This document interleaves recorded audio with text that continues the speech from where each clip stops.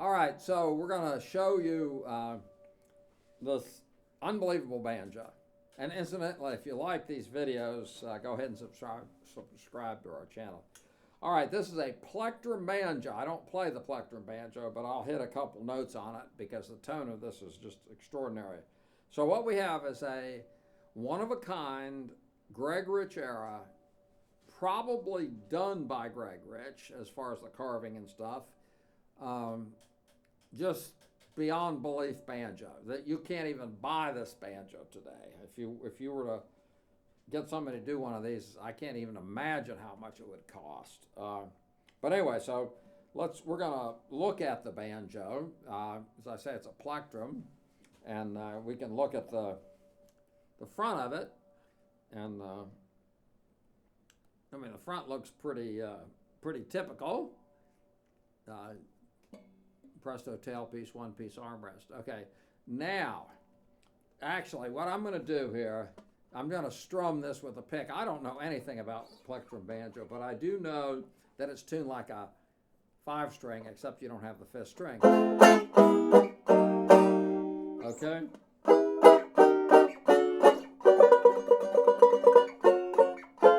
Okay.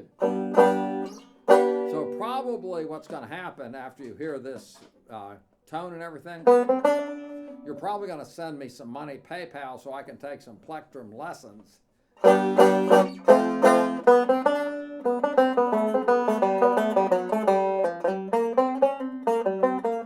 But anyway, long story short, just by strumming it, I can tell you there's tremendous tonality to this banjo. But I think whoever owned this banjo possibly would be a plectrum player, but might even be a 5-string player who just wanted a rich era Granada. Okay, so let's look at this thing. Okay, so we'll look at the back first. Okay, so you've got 4 style concentric rings. You've got curly maple. Now, the rich era finishes, it's very common for the lacquer to have a lot of checks in it, which kind of authenticates the banjo.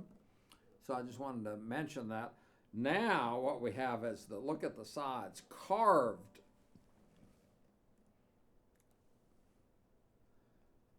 And I forget if that's Florentine or Bella Voce, but it's unbelievable. So you've got the normal binding. And then if you do a close-up, you have the style 4 binding. Okay? So Greg Rich is very artistic, so he took these elements from 2 or 3 designs and combined them into a very special art piece. All right? And then, of course, when you look at the neck, you'll see carving on the heel. Okay? And you'll also see all the extra binding, the regular binding and then the 4 binding that would be used. And then we go up the neck, and what do we see? More carving. My God, carving everywhere. And then we turn the banjo around, and we see that it's a hearts and flowers. And I'll hold the banjo steady here.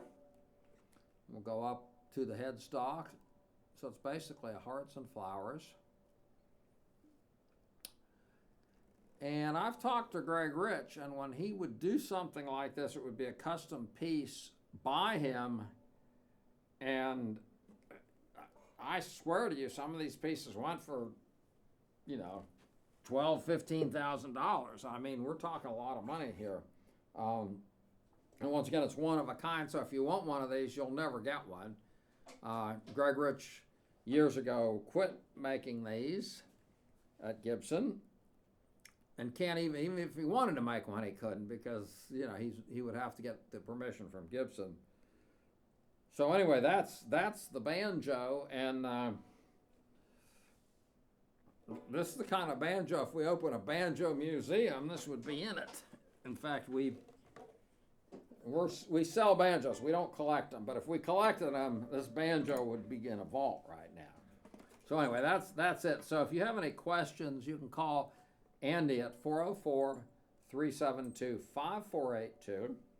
you can go to our website, banjowarehouse.com, and look at more pictures of it. If you want to come visit us, the virus is out there, so I don't think you're going to be flying around. But if you want to drive, we're basically like the Maytag repairmen now. If you come, you'll be in about a 15 to 1,700 square foot building by yourself, with the exception of Andy will be there. But we have very little, we've had a few visitors, but very little traffic. And that's basically it. So if you do want to visit us for some reason, or if this banjo were to last to a point where people were milling about, which it may not, sometimes these banjos, we'll put them up and they'll like sell. Like an hour after we put up the video, somebody wants it, but we don't know what's going to happen. But anyway, so if you want to visit us, let us know. If you have any questions, let us know. If you do decide to come, give us at least a day's notice, because we may be out looking for banjos. So that's basically it. So you guys have a great day. And once again, look at this sucker. I mean, this is just, woo! Man, when we were able to buy this, we did not mess around. We just bought it. I mean, like within an hour of when it was posted, it was ours. All right, that's it. So we'll see you later, and you guys have a great day.